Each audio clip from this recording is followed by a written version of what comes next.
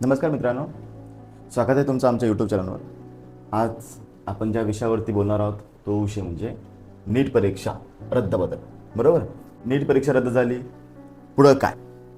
सगळ्यात मोठं नुकसान झालं अभ्यास करणाऱ्या मुलांचं. म्हणजे ह्याहून आपल्याला कळतो की किती मोठ्या लेवलवर भ्रष्टाचार आहे.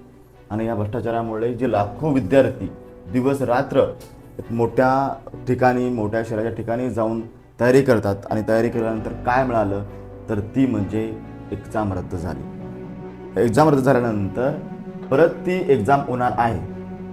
तर ठीक आहे, आपण परत एक्झाम होणार आहे या विषयावरती पुढे काय होईल, ओके, आपण थोडक्यात बोलणार आहोत. तुम्हाला घाबरून जायचं काही कारण नाही आहे, शांत राहा. आता ही सिच्युएशन आली, त्या सिच्युएशनला एकदम शांत पद्धतीने तुम्ही हँडल करायला हवं आणि मेहनत तुमची सुरूच ठेवा. म्हणजेच NTEची परीक्षा रद्द जरी झाल्यास नवीन तारीख जाहीर करेल, त्यामुळे घाबरून जाण्याचं कारण नाही. परीक्षा पुन्हा घेतल्या जाईल आणि त्यानंतर अधिकृत सूचना ही अधिकृत वेबसाईटवर मिळतील. त्यामुळं अधिकृत वेबसाईटच वरतीच जे काय नोटिफिकेशन आलं ते बघा. त्यानंतर परीक्षा कधी होईल, नवीन तारीखा लवकर जाहीर केली जाईल. अजून काही तारीख आली नाही, आम्ही पण त्या वेबसाईटवर चेक केलं. सर्व अपडेट्ससाठी तुम्ही सोशल मीडिया चॅनलला फॉलो करा NTEच्या. त्यानंतर अफवावर विश्वास ठेवू नका, ओके.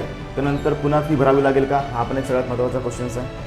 नाही, साधारणपणे पुन्हा फी भरायची गरजच नाही पडणार आणि अधिकृत जी सूचना आहे तुम्हाला त्या वेबसाईटवर दिली जाईल. त्यामुळे तुम्ही त्या वेबसाईट्स व्यवस्थित बघून त्या वेबसाईटवरती बघा.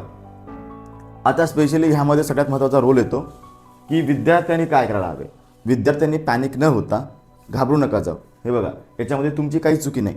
मान्य करतो की तुम्ही खूप मेहनत केली, पण मेहनत केल्यानंतर पण तुम्ही जर ह्या सिच्युएशनला तुम्ही जर पॅनिक झालात, ह्या सिच्युएशनला तुम्ही डिप्रेशन गेलात तर तुम्ही जिंकलेली लढाई हाराल. त्यामुळे शांत राहा. रोजचाच आपला जो तुमचा रुटीनवाला अभ्यास आहे तो अभ्यास तुम्ही चालूच ठेवा. रिव्हिजन आणि MCQ जो तुमचा जो अभ्यासाचा आहे जास्त प्रॅक्टिस करा. तुम्ही त्याला एक ऑपॉर्च्युनिटी समजा, जास्त प्रॅक्टिस करा. त्याचबरोबर बायोलॉजी, फिजिक्स, केमिस्ट्रीवर जास्त फोकस करा, जे की तुम्ही करतात. त्यानंतर निगेटिव्ह थॉट्सपासून सगळ्यात दूर राहा. हा सगळ्यात महत्त्वाचा प्रश्न येतो. निगेटिव्ह थॉट्स किंवा अफवावर बिलकुल विश्वास ठेवू नका. तुम्ही तुमच्यावर विश्वास ठेवा. जे झालं त्याला तुम्ही काहीच नाही करू शकत, पण ते होणार आहे हे तुमच्या नक्कीच हातात आहे. बरोबर आहे. तुम्ही याचा व्यवस्थित म्हणजेच निगेटिव्ह इम्पॅक्ट तुमच्या थॉट्सवर पाडू नका. पुढे काय होईल, मग माझं सिलेक्शन झालं नाही, हे नाही, मग एक्झाम कॅन्सल झाली, काहीच नाही. निगेटिव्ह थॉट्स करा, स्वतःवर अजून जास्त विश्वास ठेवा आणि त्यामुळे तुमच्या एक्झाम तुम्ही सक्सेसफुल होणार, याच्यात काहीही शंका नाही. त्यानंतर मोबाईलपेक्षा नोट्स आणि मॉक टेस्टवर लक्षात ठेवा आणि इतरत्र जी न्यूज वगैरे आहे त्या न्यूजवर तुम्ही विश्वास नका ठेवा, ओके. त्यानंतर सगळ्यात येतो की परीक्षा रद्द झाली, आता पुढे काय?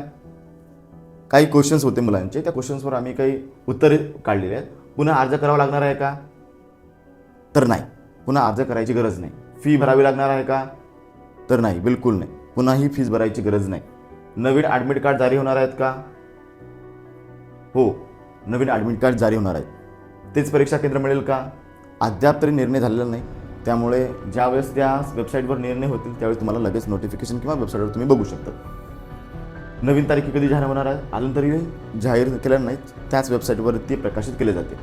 नवीन वेळापत्रक कुठे बघण्यात येईल तर तेच त्या अधिकृत वेबसाईटवर तुम्हाला नवीन सूचना, नवीन वेळापत्रक बघण्यात येईल, ओके.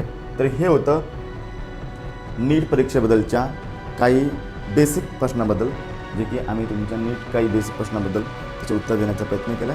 तुम्हाला हा व्हिडिओ कसा वाटला